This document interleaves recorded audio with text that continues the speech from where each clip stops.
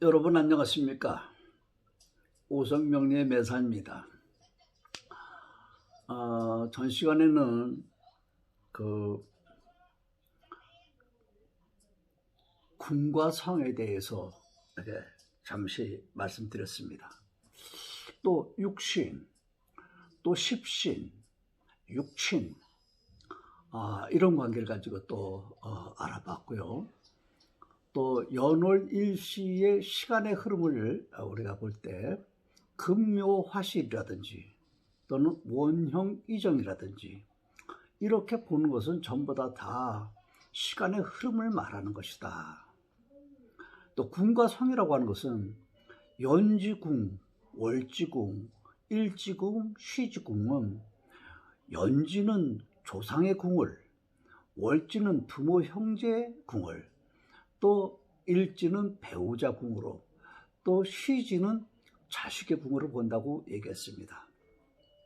그것은 한마디로 얘기하면 나의 과거, 현재, 미래 이런 것들을 알아보기 위한 시간의 흐름을 이제 표현한 것이 금묘화실이다 또는 원형이정이다라고 표시했습니다.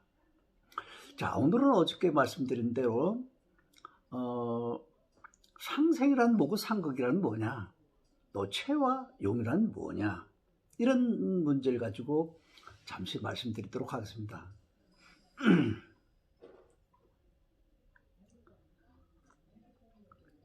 여러분이 사주팔자 공부를 하시는 분 치고 상생과 또 상극을 모르시는 분이 없을 겁니다. 상생이라는 것은 나를 도와준다, 나를 이롭게 해준다, 나를 생해준다, 아무튼 나를 이롭게 하고 도와주는 그런 성분을 우리가 상생이라고 하고, 상극이라고 하는 것은 어떤 법이라 규율 같은 것으로 나를 제어하고 억압하는 그런 글자입니다. 우리가 일반적으로 사주팔자를 볼 때 이건 좋은 거야, 나쁜 거야, 상생이 좋은 거야, 상극이 나쁜 거야, 이렇게 좋고 나쁜 걸로 구별합니다만은 그것은 잘못된 생각입니다. 상생도 우리에겐 필요하지만 상극도 반드시 필요합니다. 우리가 우리가 어머니 밑에서 교육을 받고 자랄 적에도, 선생님 밑에서 교육을 받을 때도 옛날에는 이렇게 그러지 않았습니다만 요즘 자식 낳기가 참 쉽지 않아서 하나나 둘 낳고는 전부 다 이렇게 떠맞들기만 하고 어떤 제어 장치가 없습니다. 그러다 보니까 멋대로 컸다든지 버릇이 없다든지 그러지 않습니까? 우리 사회 구성도 마찬가지죠. 대한민국의 법에 이렇게 국민 개개인의 이런 자유와 질서 이런 것을 다 보호하는 장치가 있지만 또 한쪽에는 어떻습니까? 그것을 어겼을 적에는 반드시 어떤 법의 제재를 가하게 되죠. 우리가 이제 가정생활로 비유한다면 잘한다 잘한다를 칭찬도 해주지만 또 잘못할 적에는 잘못한다고 꾸짖고 또 이렇게 나무래기도 해야 됩니다. 이것이 상생과 상극이라고 생각하시면 거의 틀림이 없습니다. 다시 말하면 상생은 좋고 상극은 나쁘다, 이런 개념은 여러분 머릿속에서 지워버려야 됩니다. 두 개가 다 필요합니다. 예를 든다면 우리가 전 시간에도 잠깐 말씀드렸지만 어떤 성분의 뇌가 정해지면 우리 일간을 비롯해서 우리가 이제 비식재관이라고 육신이 정해진다고 했죠. 이 육신을 또 음력으로 나눠서 그 십성이 이루어진다고 했습니다. 이와 같이 식신이나 상관 또 재성은 내 힘을 엄청 소모시켜야만 얻을 수 있는 그런 것이 아니겠습니까? 그러니까 내 힘을 엄청 소모시킨다는 건 내가 힘든 거죠. 예. 또 한편 인성 같은 경우는 우리 엄마 거라 그랬죠. 우리 엄마 같은 성분, 문서와 같은 거, 도장은 인자를 쓴다고 했습니다. 이렇게 나를 도와주는 성분도 엄청 좋은 겁니다. 그러나 이것이 다 좋다고 생각하시면 안 됩니다. 아까 내 힘을 소모시켜서 어떤 먹을 것을 구하는 것이라든지, 또 나를 무한정 도와주는 우리 어머니 성분이 무조건 좋은 것만은 아닙니다. 예를 든다면 내가 도움을 받고 내가 부모로부터 뭔가를 얻고 주변 사람들 뭔가 얻을 적에는 내가 좀 뭔가 부족한 게 있을 때 얘기죠.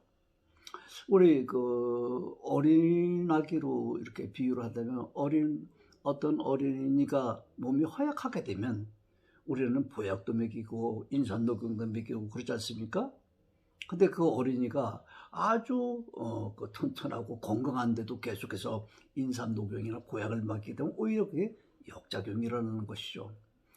이렇게 남에게 도움을 받거나 또 나를 도움받는 것 쪽에서도 내가 허약할 때 남의 도움이 필요한 거지, 내가 어떤 건강한 상태에 있을 적에는 그런 도움이 필요 없다는 것입니다. 우리 팔자에서 아까 어저께 강의할 적에 나를 도와주는 성분이 인성이라고 했습니다. 아주 좋은 거죠. 비식재간인 중에서 나를 어떤 대가 없이 도와주는 것은 그 좋은 인성이지만 그것이 과하면 오히려 나한테 해가 된다. 우리가 문자로 쓰면 과유불급이라 그랬죠. 너무 지나치면, 너무 좋은 것도 너무 지나치면, 나쁜 것도 너무 나쁘면 다 안 좋은 거죠. 그러니까 소위 상극과 상생의 문제는 서로 균형을 맞춰야 된다. 바란스를 맞춰야 된다. 조금 있으면 또 격국 같은 것을 우리가 공부하게 되는데요. 격국이라는 것도 마찬가지입니다. 어떤 한 성분이 지나치게 좋게 되면 그 힘을 갖고 얘기하는데, 힘이 너무 지나치게 되면 좋지 않은 겁니다. 우리가 이제 격국이 따질 적에는 어떤 일간인 중에서 천간에 드러나 있는 글자 중에서 가장 힘이 센 걸 갖다가 우리가 이제 격국 잡는데, 격국 문제는 이제 조금 나중에 설명드리도록 하고요. 아무튼 상생과 상극이라고 하는 것은 이렇게 어느 한쪽이 좋다 나쁘다가 아니라 이렇게 힘의 균형을 얘기한다. 상생을 꼭 해야 될 것, 어떤 사람이 가난한 팔자로 태어났다면 반드시 상생하는 기운이 있어갖고 재를 도와줘야 되겠죠. 식신이 재를 도와준 거니까 내 힘이 없거나 재물이 약하다면 반드시 식신이라는 성분이, 상관이라는 성분이 재를 도와주는 그런 상생의 역할이 반드시 있어야 되겠지만, 아까 말씀드렸던 내가 너무 힘이 세고 내가 건강하다면 굳이 인삼녹용이나 남의 도움이 필요하지 않는다. 이런 것들이 이제 상생과 상극의 요체입니다. 그래서 우리가 월화수목금 하지 않고 오행을 우리가 목화토금수로 이렇게 정했었으니까 그게 왜냐면 상생하는 구조이기 때문에 그렇습니다. 우리가 교육을 공부를 할 때 습득하기 쉽게끔 이렇게 배열한 것이 목화토금수다. 그러면 극이라는 건 어떤 거냐? 그건 하나씩 건너뜁니다.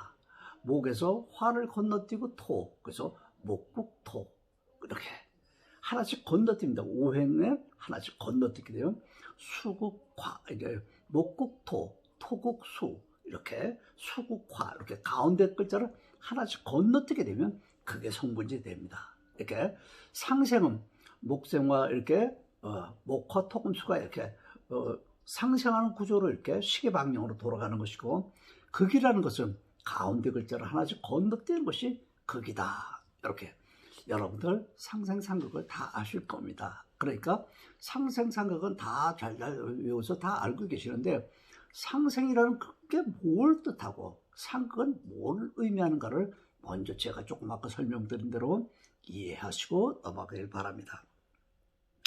그 다음에 또 하나 이제 통근이라는 얘기가 나오죠. 통근.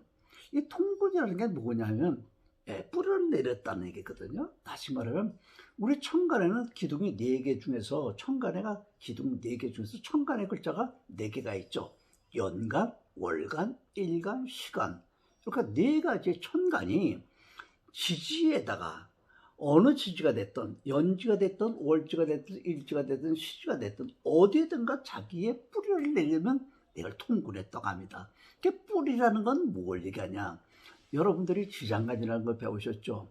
다시 말하면 지장간이라는 건 지지, 4개의 지지라는 건 그 하나의 지지는 그릇을 얘기합니다. 그릇 속에 천간, 그릇 속에 천간의 글자가 담겨 있는 겁니다. 그것을 지장간이라고 합니다. 그러니까 지장간이라는 것은 지지 속에 들어있는 감추어진 천간의 글자다.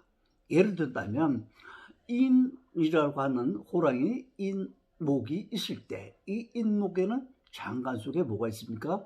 무병갑이라고 하는 토성과 화성과 목성이 그 안에 들어있죠. 천간의 글자입니다. 무병갑이라는 것은 천간의 글자가 들어있습니다. 이걸 지장간이라고 합니다. 이렇게 통문이라고 하는 것은 뭐냐? 천간의 네 글자가 지지 네 개의 어느 글자든지 자기의 성분이 갖고 있으면 그것을 통근했다고 합니다. 내가 통근했을 때 우리 일간이 통근했다 그러고, 또 재성이 육신으로 따졌을 때 재성이 통근하면 재성이 강하다고, 통근을 하면 강하다 그러고, 통근을 하지 못했으면 약하다 그럽니다. 그럼 통근을 했다, 통근을 하지 못했다, 이건 결과 우리 실상에서는 어떻게 나타나는 것이냐? 통근이라는 건 강하다고 했습니다. 이 강하다는 말은 무슨 말이냐면, 우리가 외적으로 나타나는 내면의 세계가 아니라 외적으로 나타나는 겉모양을 가지고 얘기하는 건데, 이 겉모양의 모양이 내가 예를 들면 재성이라는 글자가 팔자에 투관되어 있다면, 이 재성이 통근을 했다 그러면 돈을 받아들일 수, 재물을 가질 수 있는 기본적인 틀을 갖췄다, 이런 얘기예요. 또 어떤 사람이 일간이 강하다 그러면 우리는 살면서 여러 가지 어려운 문제를 겪게 되어 있습니다. 우리 인간의 삶이 처음 태어나서부터 죽을 때까지 아주 순탄하게만 가는 그런 명은 없습니다. 가다가 어떤 홈을 만났을 적에, 어려움을 만났을 때 이걸 극복할 수 있는 힘이 있느냐 없느냐, 이것을 우리가 신강하다 신약하다 표현합니다. 신강한 사람은 어떤 어려움을 당했을 때 그걸 극복할 수 있는 힘을 가지고 있다는 얘기고, 그런 통과하지 못한 사람은 어려운 경험을 겪었을 때 그걸 극복할 힘이 없어가지고 우리 극단적으로 행동하는 사람도 많지 않습니까? 그런 사람들의 유형이 결국 신간이, 내 몸이 통굴하지 못했기 때문에 일어나는 현상들입니다. 이렇게 일간이 통굴하면 신강하다 그러고, 일간이 지지 네 글자에 뿌리가 없으면 신약하다 그러고, 만약에 나한테 육신상으로 인성, 우리 엄마가, 육신은 엄마가 인성이죠. 인성이 뿌리를 내리고 있으면 인성이 강하다 그러고, 인성에 뿌리가 없으면 엄마가 있긴 있는데 엄마의 능력이 약하다, 힘이 없다, 이렇게 얘기할 수 있습니다. 여자 명예에서 예를 들어 식신이나 상관이 자식이 속하는데, 자식이 식신이나 상관이 강한 것 같으면 자식이 강한 그런 뿌리를 내렸다고 얘기할 수 있는 거지만, 만약에 식신이나 상관이 뿌리가 내려져 있지 않으면 식신 상관이 약하다. 제가 만약에 뿌리를 내리면 제가 강하다, 만약에 제가 뿌리가 없으면 제가 약하다, 이렇게 표현하는 겁니다. 그러니까 통근이라는 것은 천간에 드러나 있는 네 글자를 얘기하는 거지, 지지 글자 가지고 통근 얘기하는 건 어쩔 수 없습니다. 그러니까 천간에 드러난 네 글자가 지지 네 글자에 연지, 월지, 일지, 시지 어디인가에 자기 성분이라는 게 아까 말씀드린 지장간의 자기와 같은 오행의 성분이 있으면 이걸 통근했다 그러고, 그 오행의 성분이 없으면 통근하지 못했다 그러고, 통근하면 강하다 그러고, 통근하지 못하면 약하다고 이렇게 얘기하는 것입니다.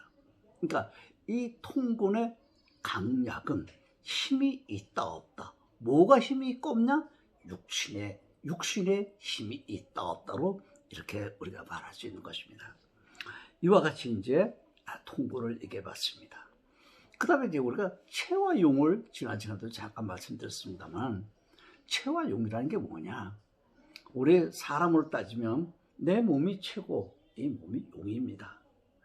우리가 겉과 안으로 따지면 겉이 용이 되고 속이 체가 될 수 있습니다. 이 체용의 분할을 이제 여러 가지로 할 것인데요. 처음에 우리가 팔자를 이렇게 사주팔자를 세웠을 적에 뭐가 나를 대표한다고 했습니까? 일간이 나를 대표한다. 일간이 아신이다. 라고 또 표현한다고 했습니다. 그럼 일간이 나머지 7글자는 나를 에워싸고 있는 우리 주변의 환경이라고. 주변의 환경은 육신상의 나의 아버지, 어머니, 부모, 형제, 친척, 또는 내 배우자까지 전부 다 이 육신상의 문제가 7글자에 다 들어가 있습니다. 그런데 여기서 제일 일간이 나를 대표했는데 이 일간이 대표하는 글자가 일간이 대표고 나머지 7글자는 뭘 용이라고 얘기할 수 있죠. 체와 용으로 얘기했을 때. 그러면 이 체와 용을 또 이제 격국이라는 얘기를 조금 전에 했습니다만은 처음에 팔자가 구성되어 있을 때 체가 내가 일간 체가 되고 나머지 7글자가 용인데 이건 어디까지나 딱 이렇게 틀에 정해져 있는 거죠. 근데 실질적인 건 대표가 내가 아닐 수도 있죠. 예를 들면 8 식구가 산다고 가정했을 때 자, 그 집에 내가 나이가 제일 많고 호주고 가장이니까 내가 대표다. 그러니까 그 집 제일 어른입니다. 제일 어른이라고 해서 제일 실권이 있는 건 아닙니다. 이게 무슨 말이냐. 예를 들면 우리 집을 아파트를 하나 사는데 나는 우리 집의 아파트 문패가 자 홍현복으로 붙여놨습니다. 그렇다고 해서 내 집입니까? 내 집이라고 얘기하는 건 겉으로 볼 때 내 집이죠. 그 집을 살 때, 그 아파트를 살 때 누구 돈으로 샀느냐? 우리 아들이 능력이 있어서 아들 돈 갖고 그 집을 샀습니다. 그러면 겉으로 보기에는 그게 홍현복이의 집이고 홍현복이의 아파트지만 실질적인 내막적으로 보게 되면 그 주인은 누굽니까? 우리 아들이죠.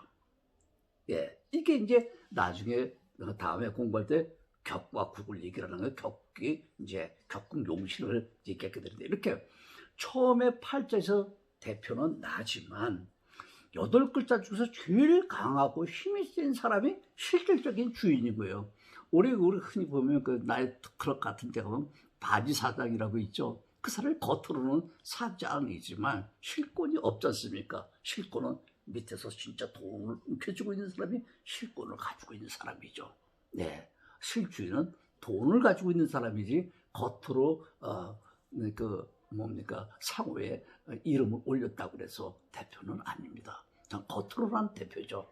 이와 같이 이제 격국에 대한 것도 공부하게 될 텐데요. 이렇게 아무튼 체와 용을 처음 팔자에서는 내가 일간이 체가 되지만 나머지 7글자가 용신이 되지만 이제 팔자에서 가장 힘이 센 글자가 이제 격이 되고 주인이 되는 겁니다. 격이 된다는 건 그 팔자의 주인이 되는 거죠. 겉으로 주인이라 실권자를 얘기합니다. 이렇게 주인이 되고 나머지는 또 용신이 되는 겁니다. 이런 글자들을 여러분들과 같이 한번 공부해 보겠습니다. 오늘은 상생상극에 대한 공부와 또 그 체와 용에 대한 거고 또 통글에 대한 공부를 해봤습니다. 다음에 격국은 우리 공부를 조금 많이 하는 사람들이 이런 얘기하죠. 격국 알면 팔자를 다 아는 것처럼 해서 사실은 격국도 아주 기초적인 문제인데 격국을 뭔지를 하다가 공부도 하다 보면 격국용신에 빠져서 해결하지 못한다는 말이 있습니다. 또 심지어 엄마 찾아 천만리 가자, 엄마 찾아 격국 찾아 용신 찾아 산만리라는 말이 있는데요. 그럴 거다 다 잘 몰라서 하는 얘기죠. 격국과 용신 아주 간단하면서도 커다란 우리 팔자 공부하는데 커다란 문제가 되지 않습니다. 아주 가볍게 이해하기 쉽게 다음 시간에 여러분들에게 설명해 드리도록 하고 오늘은 여기서 마치겠습니다. 안녕히 계십시오.